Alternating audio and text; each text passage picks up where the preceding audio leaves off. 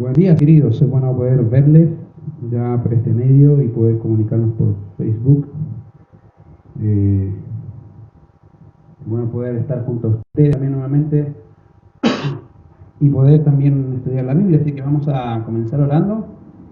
Este tiempo vamos a también pasar algunos avisos. La idea es poder ayudarles también con todas las cosas que necesitamos hacer. Así que vamos a orar y vamos a pedirle al Señor que nos guíe. Oremos. Señor, te damos gracias por este tiempo, gracias por tu palabra, gracias porque tú eres quien nos bendice, nos ayuda, Señor, y gracias por todo lo que tú, Señor, obras en nuestras vidas. Te pedimos que nos guíes, Señor, en esta hora, que seas tú obrando, Señor, conforme a tu palabra y conforme a tu voluntad, Señor. Y gracias por todo lo que tú haces día a día, Padre. Gracias por este día, de poder escuchar tu palabra, estudiarla y también meditarla en nuestros corazones. En Cristo Jesús oramos. Amén. Ok, queridos, solamente unos avisos. En primer lugar, recordarles a los del instituto, obviamente, que mañana va a estar subido un video hoy, mañana también, así que la idea es que puedan también comunicarse, estar viendo las materias, si tienen algo que leer, por lo menos sé que uno por lo menos lo leyó, y eso les va a ayudar a ustedes también a poder avanzar un poco más con algunas cosas o detalles que obviamente por tema de tiempo no los vamos a ver en los PPT. ¿Ya? Así que la idea es que puedan estar leyendo algunas cosas. Obviamente la idea es esa, ayudarles a los que quieran estar presentes, queridos, de alguna forma, como oyente, no hay ningún problema, puede hacerlo, puede estar ahí como oyente, y la idea es poder también ayudarles con eso. Así que el día lunes, ahí está, queridos, con lo que es hermenéutica. Ya avanzando lentamente, pero avanzando bien. La idea es poder estar haciendo las cosas lo mejor posible y que puedan entender. Si hay preguntas, no se limiten a preguntarlas ya en el grupo. La idea es que podamos aprender todos también ahí. Segundo, recordarles obviamente los cultos que tenemos día martes, día martes, día jueves. Tenemos culto a las 19 horas, no 20, a las 19 horas. Obviamente por el tema de la pandemia y lo que nos pide las autoridades, la idea es estar y juntarnos un máximo de 5 personas. Así que la idea, querido, es poder estar en contacto y poder estar también, que los hermanos puedan visitarnos. Así que si usted tiene alguna visita que necesite escuchar la Biblia, querido, invítelo. Ya va a ser un buen tiempo para poder aprender del Señor. Así que invite, hermano, no hay ningún problema, y también a los hermanos, queridos, estemos también ahí presentes en ese sentido. Recordar también, al día domingo a las 11 horas tenemos nuestro culto online o por Facebook. La idea es poder ayudar también por ahí debido a la pandemia. Así que cosas que necesitamos recordar también son las tres las tres importantes que siempre hacemos. Una, lea, estudie, medite, memorice y viva las escrituras. Es algo que queremos motivarte a hacer. Hace lo que dice la Biblia. Ya, es importantísimo. Ya. Así que eso es algo vital. Segundo, ora por los hermanos y los enemigos. Ya, ora por tu país. Ora por las autoridades para que el Señor las llame hacia la salvación. Tercero, predica el Evangelio. Ya, predica el Evangelio a tiempo y fuera de tiempo. Predica el Evangelio. ¿Es algo que necesitamos hacer? Sí, es algo que tenemos que hacer. ¿Ya? Así que queremos motivarte a hacerlo. Queremos ayudarte a hacerlo. Hay muchos medios para hacerlo, así que obviamente no debe ser un problema eso. Así que, queridos, solamente recordar también la canasta de amor.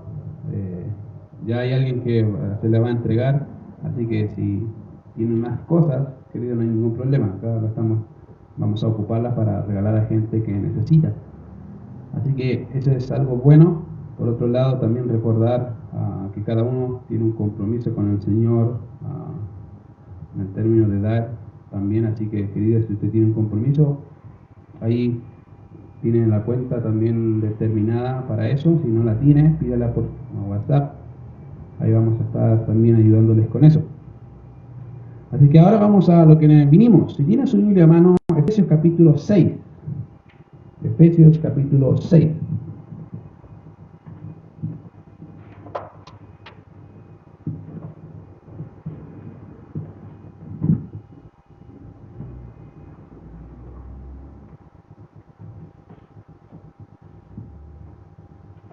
verso 10 al 20 vamos a leer en esta ocasión.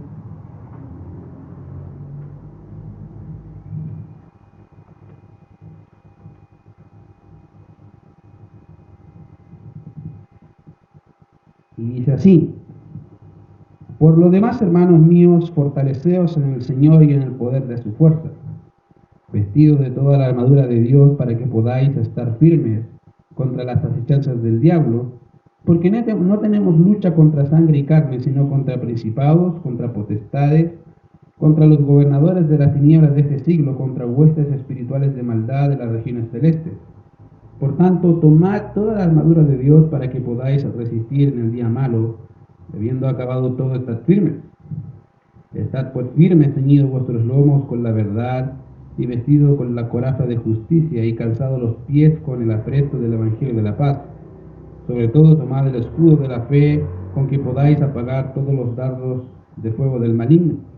Y tomad el yelmo de la salvación, y la espada del Espíritu, que es la palabra de Dios, orando en todo tiempo con toda oración y súplica en el Espíritu, y velando en ello con toda la perseverancia y súplica por todos los santos y por mí, a fin de que al abrir mi boca me sea dada palabra para dar a conocer con denuedo el misterio del Evangelio, por lo cual soy embajador en cadenas, que con denuedo hable de él como debo hablar. Ya estamos llegando a la última etapa, querido, de la carta a los Efesios, y ha sido bueno poder ver cómo el Señor obra en una iglesia y lo que Él quiere también enseñar a nosotros. Ahora, obviamente, hay cosas que tenemos que seguir aprendiendo, y una de ellas tiene que ver, una de las cosas que podemos ver hoy, algo que pasó a John Knox. Pocas horas John Knox antes de morir despertó, y cuando se le preguntó la causa de su suspiro muy profundo, realmente dijo algo interesante. Dijo así: durante mi frágil vida sostuve muchos altercados y luchas con Satanás, pero ahora ese león rugiente me ha atacado de una manera furiosa y ha abusado toda su habilidad para devorarme. Antes, con frecuencia, él había puesto mis pecados ante mis ojos, tentándome a desesperar y a ofuscarme con las fascinaciones del mundo, pero con la espada del Espíritu, que es la palabra de Dios, no pudo prevalecer. Ahora me ha atacado de otra manera. Esa serpiente astuta se ha esforzado para convencerme que no merezco el cielo ni las bendiciones eternas por el fiel desempeño de mi ministerio. Pero doy gracias a Dios porque Dios mismo me ha capacitado para vencer y ahuyentar a ese enemigo tan fiero. Queridos, si hay algo que no podemos ignorar, sin duda es la lucha o la guerra espiritual que el creyente tiene.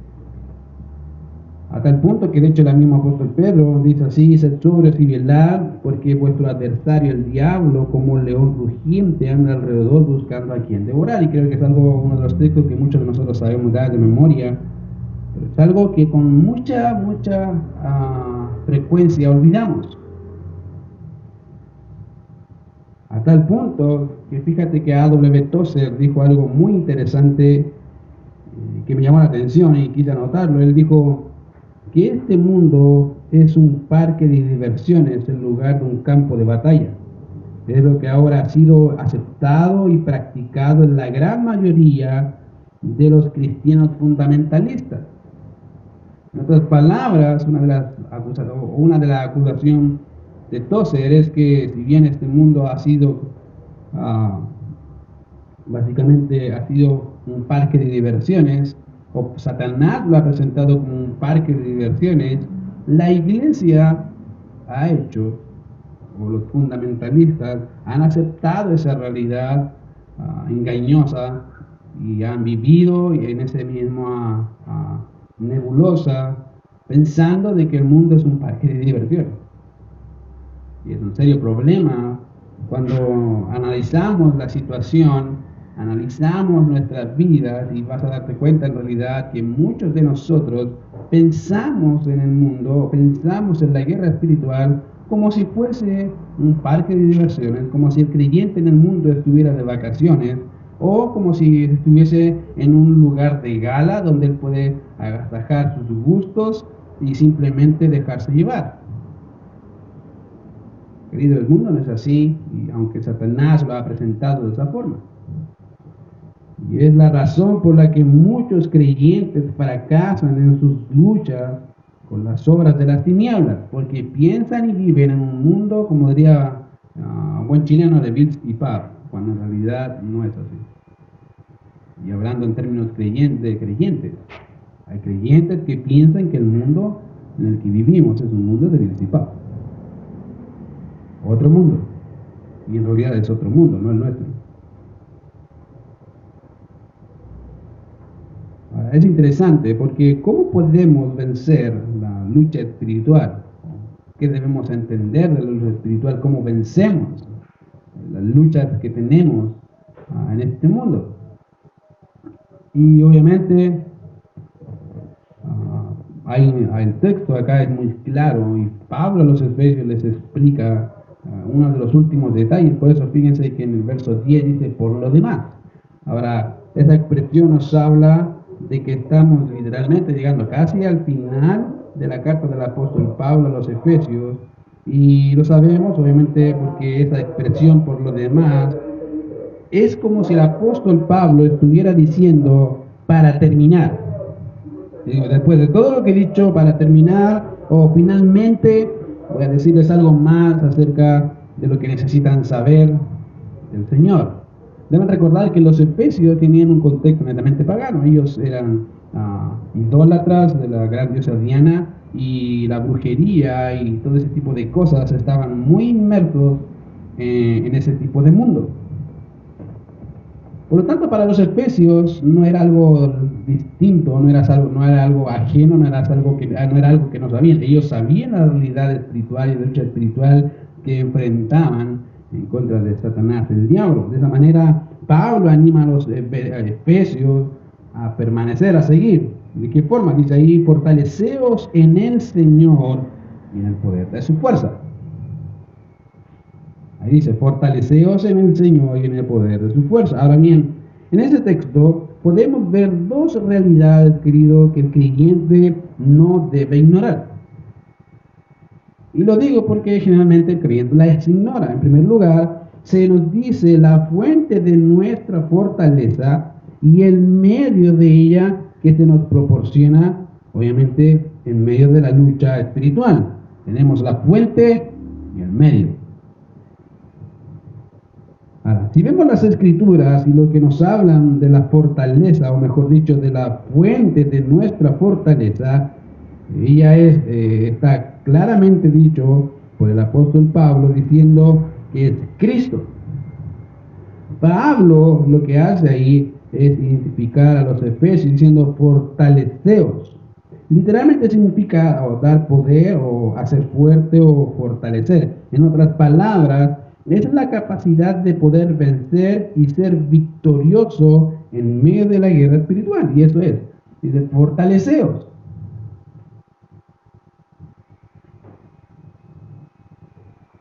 Y es algo, querido, que Pablo está animando a los hermanos acá, fortaleceos en el Señor. Ahora, la victoria de la guerra del creyente no tiene nada que ver con las cualidades del que lucha, no tiene nada que ver con cómo eres tú o cuáles son tus cualidades, no tiene nada que ver con que si eres una persona que sabe mucha Biblia y que eres erudito en ciertos aspectos de las escrituras, no tiene nada que ver con eso. La lucha del creyente no tiene que ver con la fuerza que uno posea, ni en alguna capacidad personal, no tiene nada que ver con eso, sino que está en el poder del Señor. Ahí es donde está la victoria. Como dice una de las alabanzas que cantamos acá en la iglesia, de hecho, mi fortaleza es el Señor, no hay otro como Él. Querido, y eso es una realidad. Mi fortaleza es el Señor y no hay otro como nuestro Dios. Él es torre fuerte. Él es victorioso. Él es soberano. Y es una realidad, querido, que debemos entender y que debemos practicar. Su capacidad de vencer se encuentra en la manera en que vivimos sujetos a Cristo y a su poder. Y eso es algo que nos proporciona poder. Él es la fuente de nuestro poder. Querido, no hay otro aspecto más importante y más crucial que entender quién es la fuente. En segundo lugar, el texto nos presenta el medio de la fortaleza del creyente, eso es el poder de Cristo. Cuando recordamos, querido, una de las cosas, de las últimas palabras que el Señor dijo antes de ascender, él dijo Mateo 28, 19 y 20, dice, toda potestad me es dada en el cielo y en la tierra. Toda potestad, dominio, dado en el cielo y en la tierra, y después dice, por tanto, id y hacer discípulos de todas las naciones. De manera que se establece un vínculo. Yo tengo todo el poder, todo el dominio, toda la autoridad, y por ende yo les mando con mi poder, con mi autoridad, a hacer lo que tienen que hacer. ¿Qué es lo que tienen que hacer? Hacer discípulos. Algunos, queridos, podrían pensar que esto era únicamente para los 12. O para el círculo más íntimo del Señor, pero en realidad es que en esta escena estaban más o menos alrededor de 500 hermanos. No era solamente para los apóstoles, no era solamente para el círculo más cercano del Señor, al contrario, la comisión fue dada bajo la guía del Señor a cada discípulo que estaba presente. ¿Ya? Y tiene que ver obviamente con eso. Tiene que ver la relación que el creyente tiene para que podamos hacer su obra. ¿Cuál es esa relación? Bueno, la relación que tenemos con Cristo, y es por la obra del Espíritu en nosotros que nos permite hacer su obra. No tiene que ver con tu capacidad, no tiene que ver con todo lo que tú puedas hacer, tiene que ver con el poder y la fuerza del Señor. Y eso es lo que dice Pablo. Por lo tanto, si el poder del Señor es infinito, es eterno, ese poder es del cual dispone el creyente, esa es la fuerza la que posee y esa es la que podemos tener. Querido, el creyente puede hacer uso de esa fortaleza y de ese poder.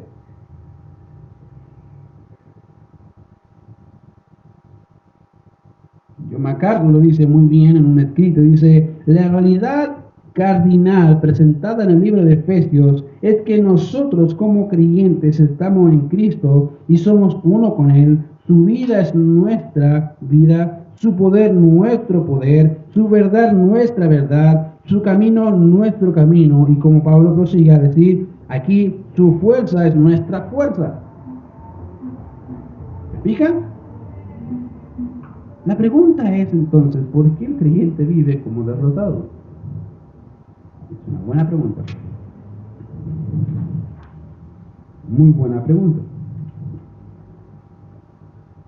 Y hay otra pregunta aún también trascendental.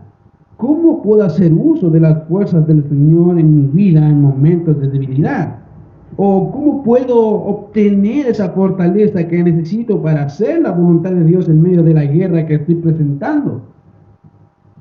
¿Qué puedo hacer cuando ya no tengo fuerzas para seguir y veo que la lucha continúa? Querido, y si pensamos en estas preguntas, sin duda son cruciales. Sin duda son cruciales. Personas podrían preguntar, o tú mismo podrías decir, ¿de dónde puedo tener fuerzas para vencer en medio de la guerra espiritual? Ya no tengo fuerzas. Estoy cansado. Y obviamente quiero contestar esa pregunta, enfocándome primeramente en el verso 10, que es el que estamos viendo, y posteriormente de ahí en el contexto que le rodea el verso. Así que, en primer lugar, el verso 10 dice que la fortaleza del creyente está en él, Señor. Muchos creyentes están cansados, como le dije, y derrotados porque sus vidas y sus fuerzas porque en sus vidas y por sus fuerzas han logrado lo que han hecho en realidad.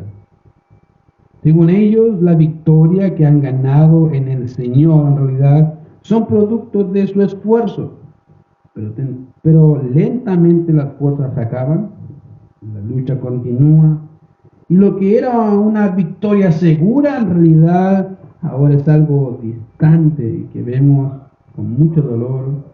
Y la pregunta que en esos momentos uno se hace y que tú haces en realidad o que has pensado hacer es: ¿por qué no puedo vencer en medio de la guerra? ¿Por qué no puedo vencer en medio de la lucha?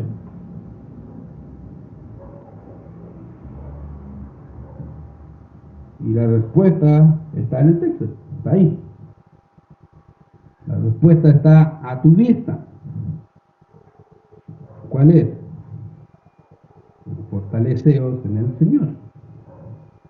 Ahora, entendiendo eso, hay una pregunta que también sale a luz tan rápidamente cuando uno está en esos momentos y te dicen, bueno, la fortaleza está en el Señor, y uno dice, bueno, ¿quién ha sido entonces en todo este tiempo mi fuerza y mi fortaleza?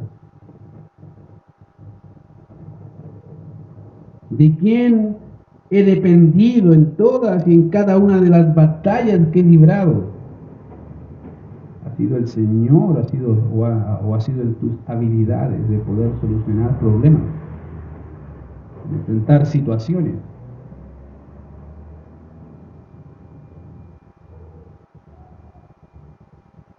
Es algo, querido, que pasa. La pregunta es, ¿en quién te has fortalecido? ¿Has fortalecido tu ego o estás fortaleciendo tu fortaleza? Es el Señor.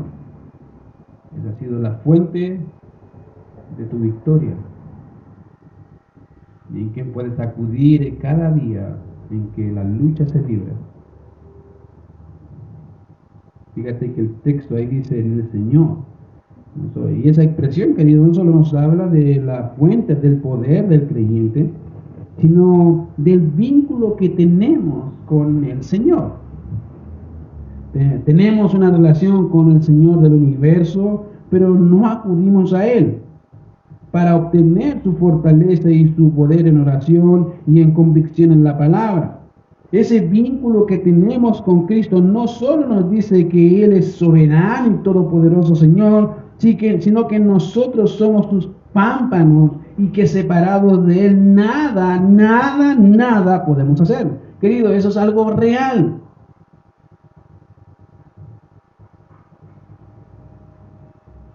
No está en las escrituras para dejarlo ahí que se vea lindo, no. Querido, el creyente sin Cristo, sin su fuerza, sin lo que nos da, nada podemos hacer.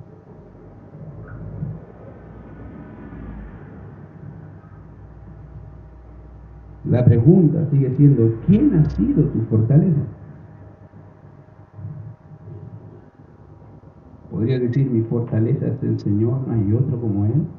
¿O podrías pensar realmente en tu corazón, en ciertas circunstancias, mi fortaleza no ha sido el Señor, ha sido mi capacidad de poder razonar y poder resolver problemas en medio de la lucha? Y te paras victorioso, como quien ha ganado la mejor batalla, o como quien ha ganado la guerra total, cuando en realidad ni siquiera has vencido. Estás siendo vencido y no te das cuenta.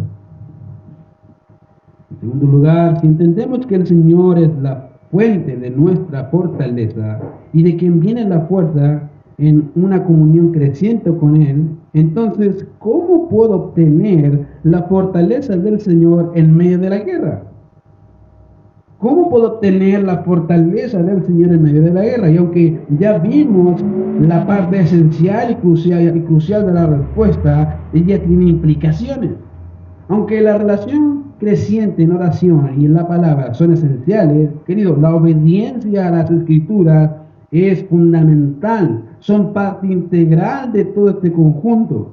Si vemos todo el argumento del apóstol Pablo desde el capítulo 5 a verso 18, no os embriaguéis con vino, lo cual es disolución, antes bien ser llenos del Espíritu, cantando, andando entre vosotros con salmos, con himnos y cánticos espirituales, cantando y alabando al Señor en vuestros corazones, dando siempre gracias a Dios por todo y siendo sumisos los unos con los otros.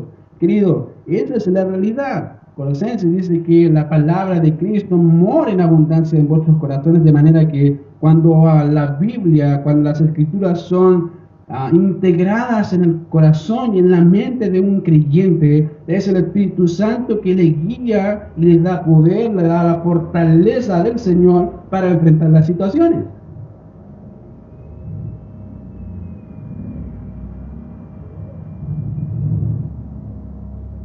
Querido, es solamente de esa forma. No hay otra forma.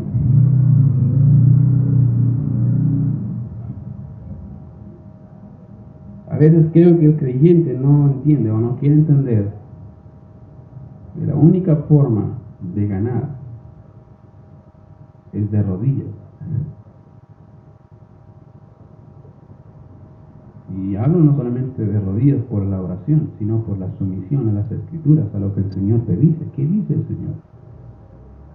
A veces hablamos de rodillas porque decimos, la oración, sí, esto es fundamental, sí, pero la obediencia, querido, es parte integral. No está ajeno a la oración. Un creyente que quiere ganar la victoria en una batalla es un creyente que se somete, es un creyente que busca la oración, es un creyente que está sujeto a Cristo, porque permanece en Él cada instante de su vida. No solo no en relación, porque en realidad estamos con Él, tenemos una relación con Él, pero nuestra comunión es creciente, va avanzando. Por lo tanto, querido, la vida victoriosa no depende de las habilidades, no depende de tus fortalezas o virtudes, no depende de lo que puedas hacer más o menos, no, sino de la relación con el Señor en medio de la guerra, en contra de las tinieblas de Satanás, en el poder de Dios que nos sostiene, y es ese mismo poder que nos capacita para vencer. Es el poder sustentador, es el mismo poder que nos libera en medio de las batallas. Y a veces, querido creyente, no entiende eso. Y Pablo le dice a los corintios, fortaleceos en el Señor y en el poder de su fuerza. No en ustedes, no lo que ustedes pueden lograr, sino en Él. En Él, en Él. Y dice, obviamente, cada cosa que Pablo está diciendo aquí es una exhortación, es un ánimo también, pero obviamente en toda guerra hay soldados y cada uno de ellos con sus uniformes de combate. Querido, la vida espiritual es una vida de guerra constante, no es que de vez en cuando estamos de vacaciones, no. La guerra espiritual es una guerra constante. Y cada guerrero, cada creyente debe estar vestido de su armamento. De igual manera, el Señor nos ha provisto de las herramientas necesarias para poder vencer. Pablo dice ahí, vestido de toda la armadura de Dios, para que podáis estar firmes contra las acechanzas del diablo. Ahí está la Biblia. Vestidos de toda la armadura de Dios. Ahora, es interesante que el apóstol Pablo comienza diciendo vestidos o vístanse. Se supone que los creyentes están vestidos con esa armadura y esa debería ser la realidad de todos los hijos de Dios, pero al parecer algo que la iglesia efesia había olvidado era el vestirse de todo, de toda la armadura de Dios.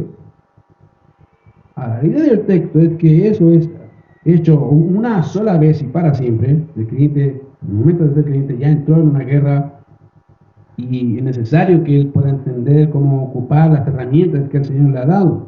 ¿Ya? No es algo que el creyente en un momento se saca y luego después se pone. No, no es así. Es la vestimenta de combate en tanto estemos en este mundo. Es el equipo que el Señor nos ha proporcionado para la lucha y es la que provee poder divino en el creyente.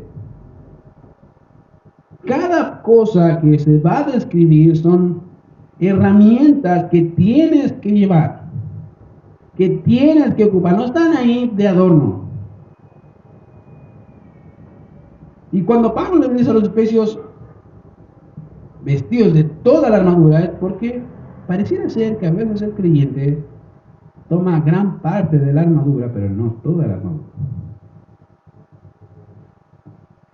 Ahora bien, algunos piensan que cuando Pablo escribía la carta a los efesios, lo más seguro es que haya estado cerca a un soldado romano, custodiado por uno de ellos, de manera que ocupó, guiado por el Espíritu Santo, a este hombre de forma ilustrativa y acerca de su vestimenta del soldado romano, para equipararla o ocuparla de ilustración de la vestimenta de todo que todo creyente debería vestir y tiene que ocupar. Y es necesario decir eso porque algunos podrían pensar que esta armadura es un traje de gala en el cual va y se toma y dice, acá estoy en el mundo.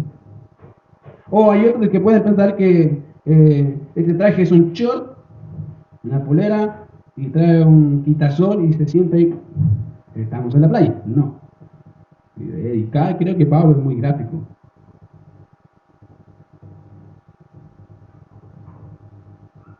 El traje, querido, de un soldado romano es lo que Pablo tenía en mente aquí, y eso está en relación a las armas que el creyente tiene para vencer en medio de la guerra. Y Pablo lo que va a hacer es empezar a describir ese tipo de armas más adelante y qué cosa o los implementos del traje de un soldado romano para llevarlo a una escena espiritual en combate.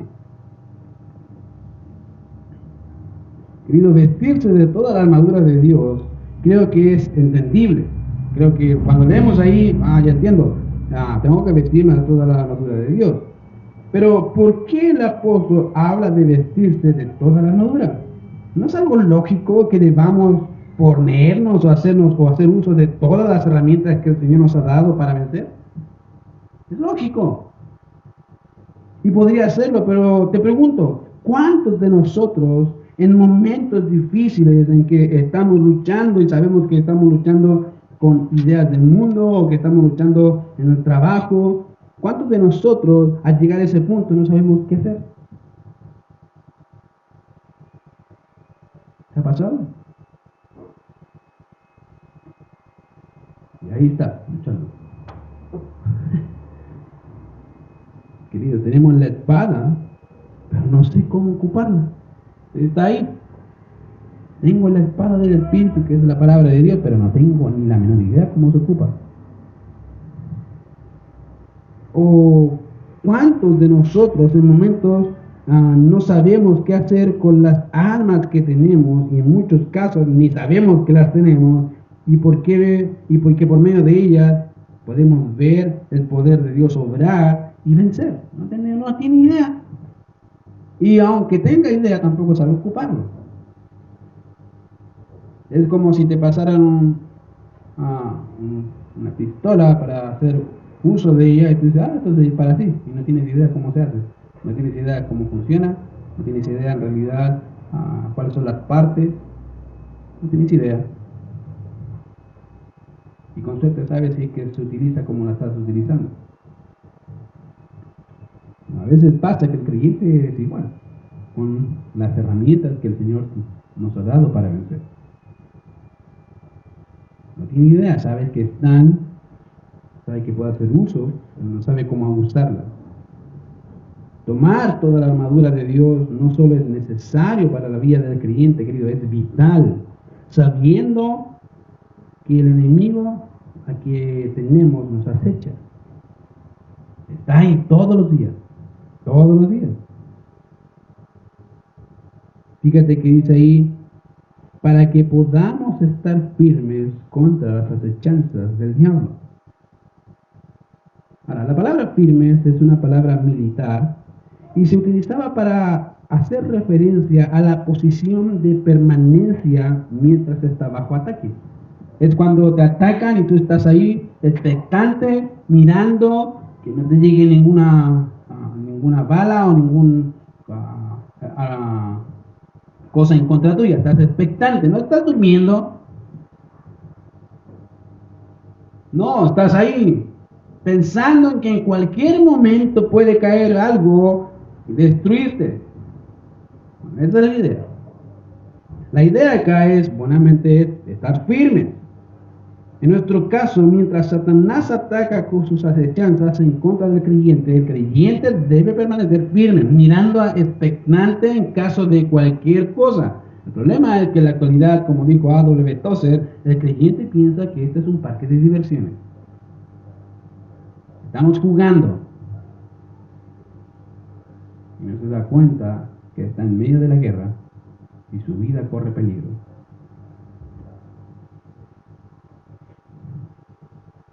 En ocasiones puedo pensar que los creyentes, queridos, piensan que están jugando en este mundo. Se llenan de cosas que no le ayudan a su crecimiento espiritual, en realidad no sirven para nada. No se dan cuenta de que están en medio de una guerra, en medio de una batalla. Y que al otro lado de la batalla está el general de las fuerzas del mal, Satanás, y que constantemente está acechando en contra de tu vida. Fíjate que es interesante que Pablo ocupa acá la palabra acechanza. Y esa palabra tiene sentido de metodológico, básicamente tiene sentido metodológico de hacer algo con astucia e implica un método ordenado para hacer algo. Y en este caso, de una forma negativa o engañosa. El término es utilizado para hablar de la sagacidad de un animal al momento de cazar. De igual modo, querido, la metodología de Satanás no es arbitraria, no es que a él se le ocurre, mira, se me ocurrió ahora, tiene una idea. No. Satanás es muy ordenado, querido. No es arbitrario, no es tonto. Es metodológico. Sabe cómo hacerte caer. Dice, mira, por acá, vamos a dar por acá. A ver qué pasa. Hay un libro escrito por C.S. Lewis llamado Las cartas del diablo a su sobrino. Es interesante el libro, me gusta, porque en estricto rigor lo que dice las cartas es cómo Satanás enseña a demonios a hacer caer a los creyentes.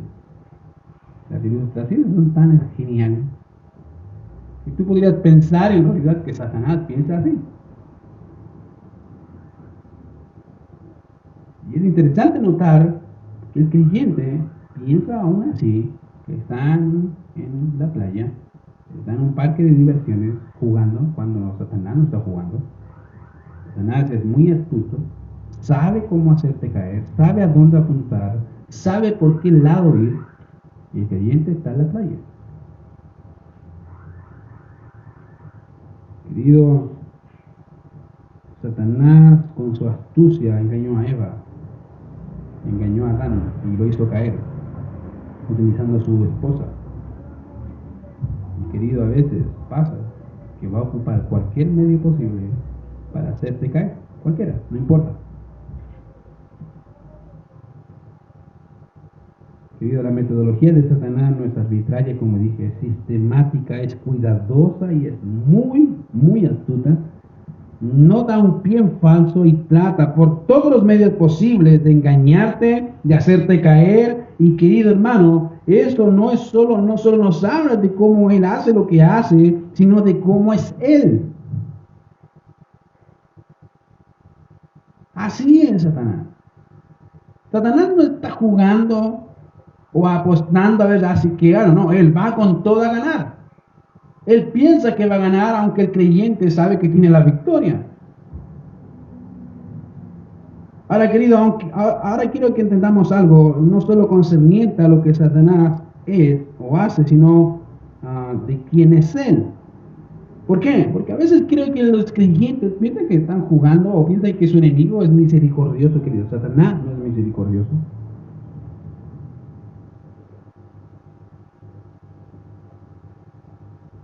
Él se complace en hacer caer a los hijos de Dios. Eso sí, eso sí. Me llama la atención. Porque hay gente que algo conoce de él y aún así piensa que está jugando. Quiero hablar un poco de él